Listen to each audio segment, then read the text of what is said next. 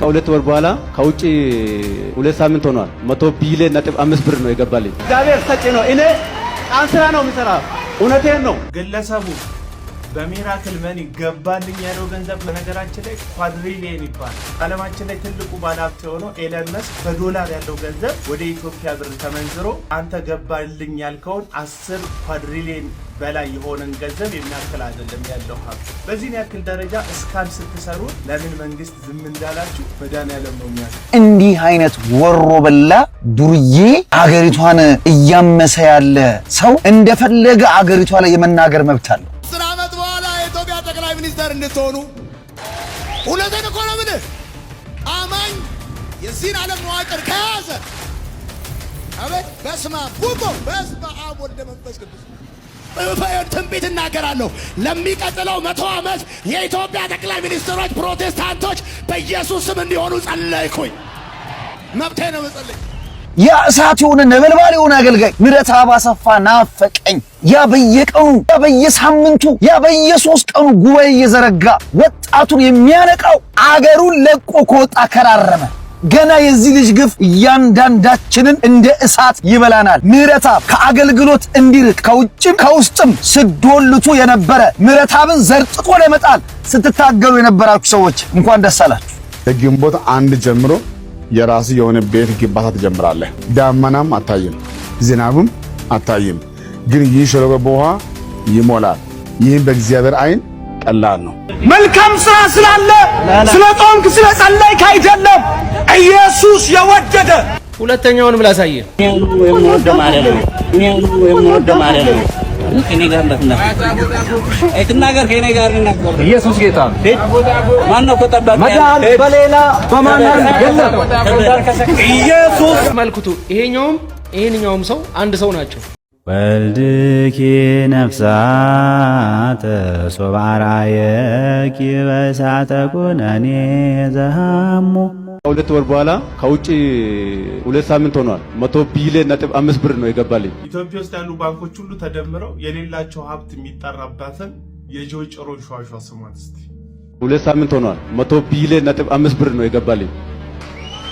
100 ቢሊዮን ነጥብ 5 ይሄን እግዚአብሔር አመስግኑልኝ። ዲር ተመስገላ አካውንት ላይ yes አንተ ቦስኪ ቃን ስራ ነው የምሰራው። ቃን ስራ እየሰራው ህይወቴ አይሻሻልም ነበር። ከዚህም በፊት ምስክርነት አይቼ ነው እዚህ ቦታ የመጣሁት። ህይወቴ እየተሻሻለ መጣና አመት ከ2 ወር በኋላ ከውጪ 2 ሳምንት ሆኗል 100 ቢሊዮን ነጥብ 5 ብር ነው የገባልኝ። 100 ቢሊዮን ነጥብ 5 ይሄን እግዚአብሔር አመስግኑልኝ። እግዚአብሔር ሰጪ ነው። እኔ ቃን ስራ ነው የምሰራ። እውነቴን ነው።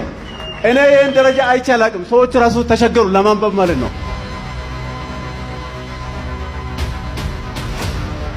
በሁለተኛ ቀን በሶስተኛ ቀን ብሩ አየሁት። ከዛ ባንክ ቤት እጅ ጠይቁ ምንድነው ይሄ ሁሉ ገንዘብ አለ እንዴ ያለ ኤውስማ ከላይ ምንድነው ብሎ ዲር ተመስገላ አካውንት ላይ yes አንተ ቦስኪ 100 ቢሊዮን 568 ሚሊዮን 298796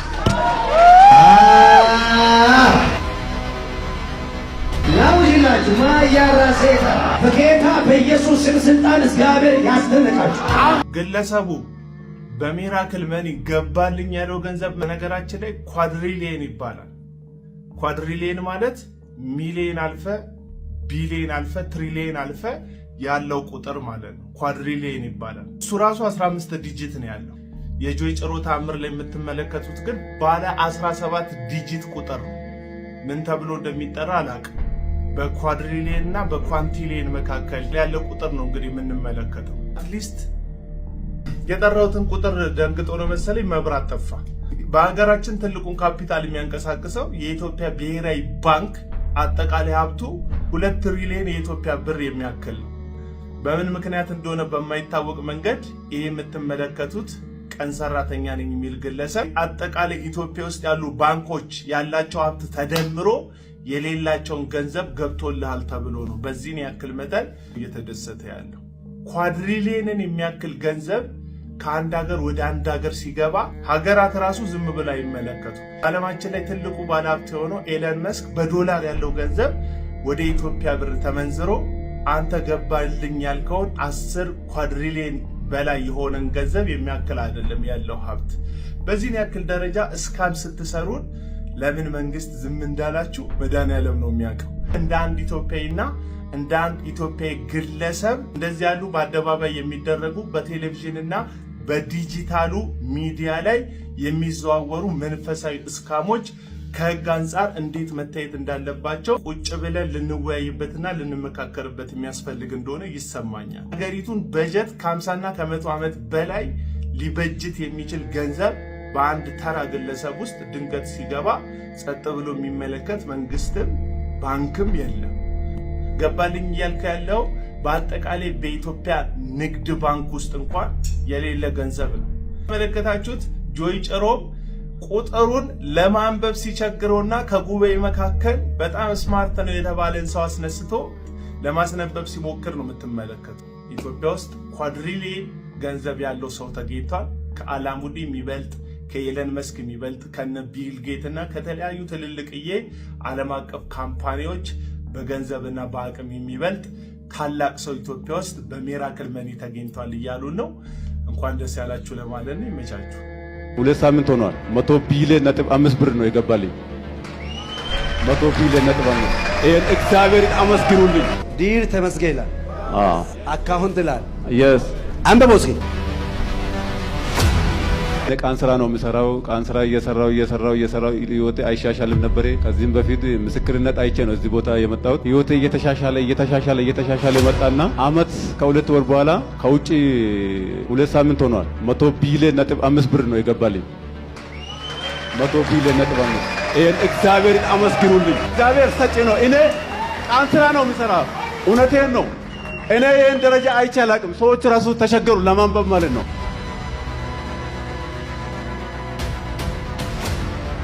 በሁለተኛ ቀን በሶስተኛ ቀን ብሩ አየሁት። ከዛ ባንክ ቤት እጅ ምንድነው ይሄ ሁሉ ገንዘብ አለ እንዴ ያለ ኤውስማ ከላይ ምንድነው ብሎ ዲር ተመስገን ይላል። አካውንት ይላል። የስ አንበቦ እስኪ 100 ቢሊዮን 568 ሚሊዮን 298,796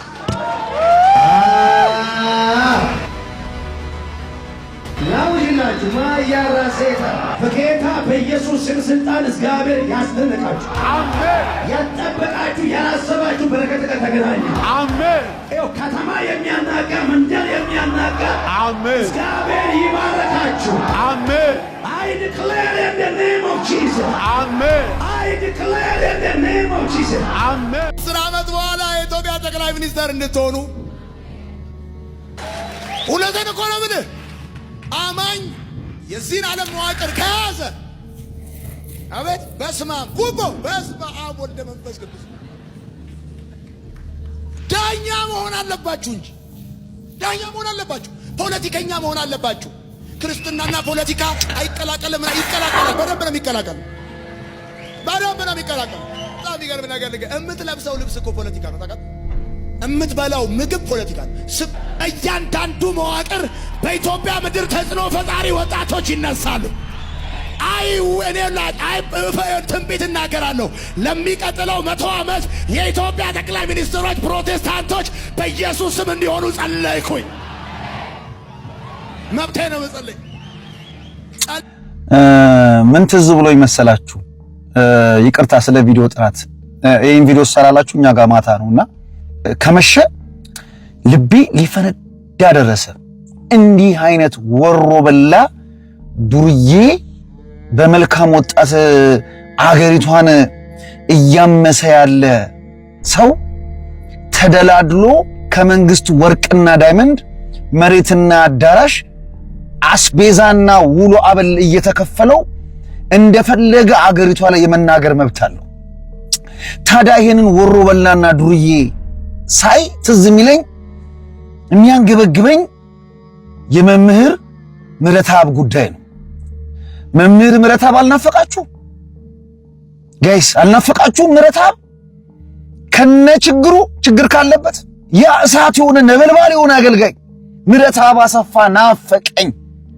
ያ በየቀኑ ያ በየሳምንቱ ያ በየ3 ቀኑ ጉባኤ እየዘረጋ ወጣቱን የሚያንጽልን ወጣቱን የሚያነቃው የማንቂያው ደውል ባለቤት ምረታብ አሰፋ እንዴት እንደናፈከኝ ብታይ ምረታብዬ ባለበት እግዚአብሔር ሰላም ያድርግ።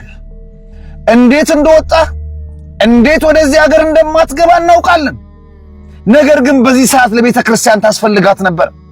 ከውጪ ከቤተ ክርስቲያን ውጪ አንተን ለማጥፋት ከመንግስት ጋር ሆነው ሸርበው አድብተው አጠፉ። ውስጥ ባሉ የጭቃሾች አገልጋይንን ባዮች ከአውደ ምሕረት ለዩ። በዚህ ሰዓት አንተ ነበርክ የምታስፈልገን። ሰው ሲርቅና ሲሞት አይደለም የሚመሰገነው ምረታብ። አዎ ዛሬ ሁሉም ሰው ናፍቀዋል። እርግጠኛ ነኝ እንደኔ ሁሉም ሰው ናፍቀዋል። አዲሱ ሚካኤል፣ እስጢፋኖስ፣ ቦሌ መድኃኔዓለም፣ ገርጂ ጊዮርጊስ፣ ማኅደረ ስብሐት፣ ልደታ ዛሬ አንተን ይናፍቀዋል። ወጣቱን በሃይማኖቱ እንድታነቃው የአዲስ አበባ ወጣትን ማተቡን እንዲያጠብቅ አገሩን እንዲጠብቅ ባንዲራውን እንዲያከብር ዛሬ ምረታብ ታስፈልገው ነበር። ምረታብ አሰፋ ታስሮ ከወጣ በኋላ የተለያየ የመንግስት ባለስልጣናት ሸርና ደባ እንዲሁም እኛው ጉያችን ውስጥ ባሉ ጧፍ ነጋዴ፣ ሲኒ ነጋዴ እያሉ ስም እያወጡለት ከውጪም ከውስጥም ፈተናውና መከራው መስቀሉ በስቶበት ይኸው ከሀገር ከወጣ ከራረመ። ወጣቱን ዛሬ ማን ያንቀው? በሃይማኖቱ ቀብረር ኮራ ብሎ እንዲሄድ ሰብሰብ ብሎ በአንድነት በጋራ ለመዘመር ለመማማር ምረታብ ያስፈልግ ነበር።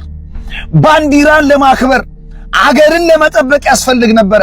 ማንም ሐሰተኛ ነቢይ፣ ማንም አለሌ ፓስተር እንደፈለገ የሚሳደብበት እንደፈለገ የሚናገርባት አገር ላይ ምረታብ ግን መኖር ተከልክሎ መስበክ ተከልክሎ አገሩን ለቆ ከወጣ ከራረመ። ገና የዚህ ልጅ ግፍ እያንዳንዳችንን እንደ እሳት ይበላናል። ምረታብ ከአገልግሎት እንዲርቅ ከውጭም ከውስጥም ስዶልቱ የነበረ ምረታብን ዘርጥጦ ለመጣል ስትታገሉ የነበራችሁ ሰዎች እንኳን ደስ አላችሁ። ዛሬ ቤተ ክርስቲያን ከምንም በላይ አገር ከምንም በላይ ምረታብን ትፈልገው ነበረ። መምህር ምረታብ አሰፋ ባለበት እግዚአብሔር ሰላም ያድርግ። ግንቦት 1 ጀምሮ ሁላችሁም የቤት ባለቤት ትሆናላችሁ ተብሏል። ይሄን ያለው እስራኤል ዳንሳ ነው። ቪዲዮን አሳያችኋለሁ። ነገር ግን እዚህ ቪዲዮ ላይ የተናገረው በጣም ያስገረመኝ ነገር ደመናንም አታዩም ፀሐይንም አታዩትም ብሏል። ያ ደግሞ የሚሆነው ሰው ሲሞት ነው። ምክንያቱም ሰው በህይወት እያለ ደመናንም ፀሐይንም ሳይ መኖር አይችልም። ለማንኛውም ቪዲዮ ላይ ያሳያችሁና እስቲ የተሰማችሁ ነገር ኮሜንት ላይ ጻፉልኝ። ቪዲዮን ተመልከቱት። ከግንቦት 1 ጀምሮ የራስ የሆነ ቤት ግንባታ ትጀምራለህ። ደመናም አታይም ዝናብም አታይም፣ ግን ይህ ሸለቆ በውሃ ይሞላል። ይህም በእግዚአብሔር አይን ቀላል ነው። የትም ቦታ ሆናችሁ ያላችሁ ስሙኝ፣ እደግማለሁ። የትም ቦታ ሆናችሁ አሁን የማወራው የሰማችሁ ያላችሁ ሁላችሁ ስሙኝ። ጌታ መልካም አይደለም? በቅርብ ጊዜ ጌታ እግዚአብሔር ዛሬ አንዳንድ ሰዎች የኪራይ ቤት ገንዘብ መክፈል ቢያቅታችሁ፣ ልጆችን ማስተማር ቢያቅታችሁ፣ የሚበላ ጉዳይ ሁሉ ባይመች እንኳን እኔ ጋር አንተ ይናገራለሁ በጌታ በኢየሱስ ስም ቀጣይ ወር ጌታ እግዚአብሔር ያዘጋጃል። ንስሐ አባቴ የሽንት መሽናቸውን ንኪ አሉኝ። ይሄንን ቪዲዮ ቲክቶክ ላይ እህታችን ባትሰራው ነው ጥሩ ነበረ። ግን ደግሞ እሷንን የመሰላችሁ እንዲሁም ደግሞ እንደዚህ አይነት ታሪክ ያጋጠማችሁ መልኩን ቀይሮ ደግሞ የንስሐ አባት ሆኖ ሳለ ለነፍሳችሁ ከመጨነቅ ይልቅ ገንዘብን አምጡ፣ ገንዘብን ታርጌት አድርገው ለገንዘባቸው ሲሉ ብቻ የሚፈልጓችሁ ካላችሁ ምናልባት ቪዲዮ ከመስራት እንዲህ ብታደርጉ የተሻለ ነው ለማለት ነው ይሄን ቪዲዮ የምሰራው። ስለዚህ ቪዲዮውን ለእንደዚህ አይነት ሰዎች እንዲደርስ ላይክ፣ ኮፒ ሊንክ እንድታደርጉት ጠይቃችኋለሁ። የመጀመሪያው ነገር ማድረግ የሚገባችሁ ነገር ቢኖር በደብራችሁ ተገኝታችሁ ለአጥቢያችሁ ለሰበካ ጉባኤ ሪፖርት ማድረግ ነው። እንደዚህ አይነት ያልተገባ ተግባር የሚያከናውኑ ጥምጣምና ነጠላውን ብቻ ያደረጉ ቀሚሱንና ቆቡን ብቻ ያደረጉ የስም ካህን የሆኑ ከምግባሩና ከህይወቱ የሌሉበት ሰዎችን ስትመለከቱ ሲያጋጥማችሁ ለሚመለከተው አካል ሪፖርት አድርጋችሁ እንደዚህ አይነት አካላቶችን ማጋለጥና ካልተገባ ድርጊታቸው እንዲታቀቡ የቤተክርስቲያንንም ስም ደግሞ ከማስጠፋት እንዲቆጠቡ ማድረግ የመጀመሪያው ስራችሁ ነው። ሁለተኛ ግን ምናልባት ይህንን ማድረግ የሚከብዳችሁ ከሆነ ደግሞ የንስሐ አባት መቀየር ነው። እንደምታውቁት የንስሐ አባት የነፍሳችን ሐኪም ነው። በስጋችን ታመን ሐኪም ቤት ሄደን የተሰጠን ሕክምና ወይም የተሰጠን መድኃኒት ምንም ለውጥ የማይሰጠን ከሆነ የማያድነን ከሆነ ዳግመኛ ለተሻለ ሕክምና ወደ ሌላ ሕክምና ተቋም በሌላ ሐኪም እንደምንመረመረው እንደምንታየው ሁሉ የነፍሳችን ሐኪም የሆኑት ደግሞ የነፍሳችንን ቁስል ማከም ተስኗቸው የስጋዊ ፍቶት ፈተናቸውን ማሸነፍ ያቃታቸውና ዘወትር ቤተክርስቲያን እንደዚህ ያደረጉ የሚያስነቅፉ ካህን የሆኑ ሰዎችን ስትመለከቱ አልያም ደግሞ እናንተን ለገንዘብ ብቻ እየፈለጉ ገንዘብ አምጡ እያሉ የሚያስጨንቋችሁ ከሆኑ እነዚህን አካላቶች መተው መቀየር ትችላላችሁ። ይሄ በጣም ልክ ያልሆነ የንስሐ አባትን መቀየር አይቻልም የሚል አስተምሮ የለም። የንስሐ አባትን በደንብ አድርጋችሁ ነው መቀየር የምትችሉት። ግን መቀየር ይቻላል ስንል ግን ደገኞቹንም እናንተን እያስተካከሉ ከስህተት ትምህርታችሁ እንድትመለሱ የሚቆጧችሁ የሚመክሯችሁንም ደግሞ ዝም ብሎ እሳቸው ይቆጣጠሩኛል ተብሎ መቀየር ይቻላል ማለት ግን አይደለም። እንደዚህ አይነት ያልተገባ ስነ ምግባር ያላቸውን ሰዎች ግን መቀየር ይቻላልና እንደዚህ ይሄኛውን መፍትሄዎች ብትጠቀሙ እንጂ እዚህ ሶሻል ሚዲያ ላይ አምጥታችሁ ቪዲዮ ፖስት ስላደረጋችሁ የሚለወጥ ነገር የለም። ኦርቶዶክሳዊ ከሆንክ እመነኝ፣ ይህንን ቪዲዮ ካየው በኋላ ኮሜንት ሳትጽፍ አትወጣም። እመኔ ነው የምልህ። ግሩም ኤርሚያስ እንኳን ችሎ ማይሰራውን ፊልም ነው ማሳይ። ብራዘር ተከታተለኝ። ስለ ጸለይክ አይደለም፣ መልካም ስራ ስላለ ስለ ጾምክ ስለ ጸለይክ አይደለም። ኢየሱስ የወደደ ሁለተኛውን ብላ ሳየ የምወደ ማለት ነው። የምወደ ማለት ነው።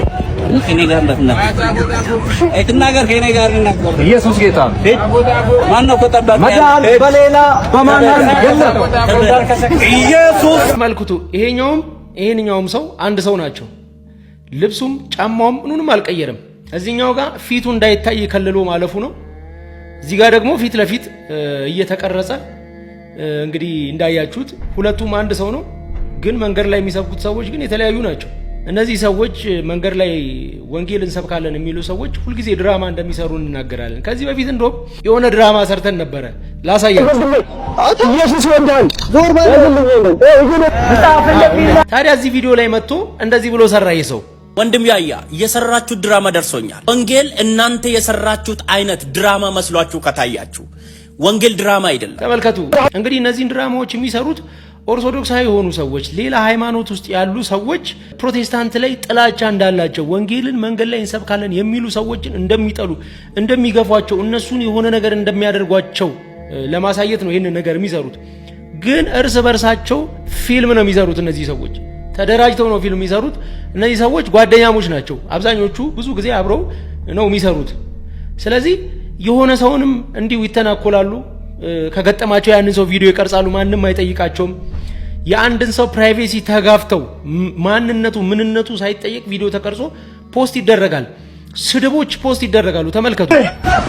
ኢየሱስ ጌታ እንደምትመለከቱት ጥርት ባለ ድምጽ ከሩቅ ተመሳሳይ ያልሆነ ቦታ ላይ በቮይስ ኦቨር ጭምር እየሰሩ ራሳቸው እየተሳደቡ እንግዲህ እነዚህ ሰዎች ሌላ ሃይማኖት ኦርቶዶክስ ሃይማኖት ከኦርቶዶክስ ውጭ ያሉት ሌሎች ሃይማኖቶች እነሱ ላይ ጥላቻ እንዳላቸው እንደሚሳደቡ ባገኟቸው ቁጥር ለማሳየት ብዙ ፊልሞችን ይሰራሉ። እንግዲህ ከፊልሞቹ ሌላኛው ይሄ ነው። ተመልከቱት። ኢየሱስ ክርስቶስ ያስመልጣል። ኢየሱስ ይወዳል። ኢየሱስ ያስመልጣል። ኢየሱስ ክርስቶስ አዳኝ ነው። ኢየሱስ አንድ ሰው እንግዲህ ብርጭቆ ይዞ ታክሲ ተራ ላይ እየጠጣ ማለት ነው። ታክሲ ውስጥ እየጠጣ ሊሄድ ነው። እኔ አንዳንድ ጊዜ እንደው ማለት እናንተ ከየት አካባቢ ነው የመጣችሁት? ማለት እኛን ህዝቡን እንዴት ነው የምታዩት?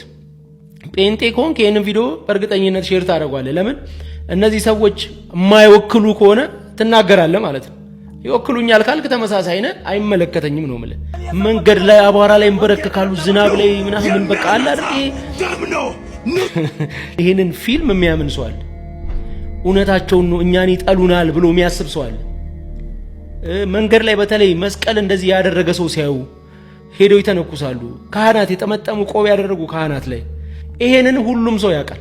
አንድ ሰው የንግድ ቦታው ላይ ሄደ ሰዎች እንዳይመጡ እዛ ጋር ስፒከር አድርገህ አንተ ከሱ ጋር የተጨቃጨቅ ሰዎች እንዳይገዙት እያደረግ እንዴት ነው ያ ሰውዬ ካንተ ጋር ማይጣለው? ቢዝነሱን እያበላሸበት። ከዛ ወንጌልን ጥላቻ ነው ብለህ ደግሞ እዚህ ጋር መተህ ትናገራለህ። በዚህ በዲጂታል ዓለም መሀል አዲስ አበባ ላይ መሀል ቦሌ ላይ የእናንተ ጩኸት እንደ ፌዝ ነው የሚታየው። እያንዳንዱ ሰው በስልኩ ላይ የሚያየውን ነገር በቤቱ በቲቪ ዋቴቨር የሚያየውን ነገር ውጪ ላይ ወጥተህ የምትጮህበት ስራ እንደማስፈታት ነው የሚቆጥረው። መሀል ከተማ ላይ ሱፍህን እየለበስክ መጮህ ከረብሻ የዘለለ ነገር የለውም። ይሄን አስረግጬ እነግራለሁ። እና ፊልማችሁን አቁሙ ነው የምላችሁ። ይሄንን ነገር አንደርስታንድ ማታረጉ ሰዎች ስቲል ካላችሁ እኔ እናንተን ጭንቅላት እንግዲህ ምን እንደምለው አላውቅም። በፐርሰንትም ባስቀምጠው ስለሚከብድ ዝም ብለን ነው የምናልፈው። ግን ከዚህ በኋላ እንዲህ አይነት ድራማዎችን የምታዩ ኦርቶዶክሳውያን የእውነት ድራማ እንደሆኑ መኑ ነው የምላችሁ። እና እዚህ ጋር ድረስ ከሰማኸኝ አጨብጭብ ነው የምልህ። ለድራማው አጨብጭብ ነው የምልህ በቃ።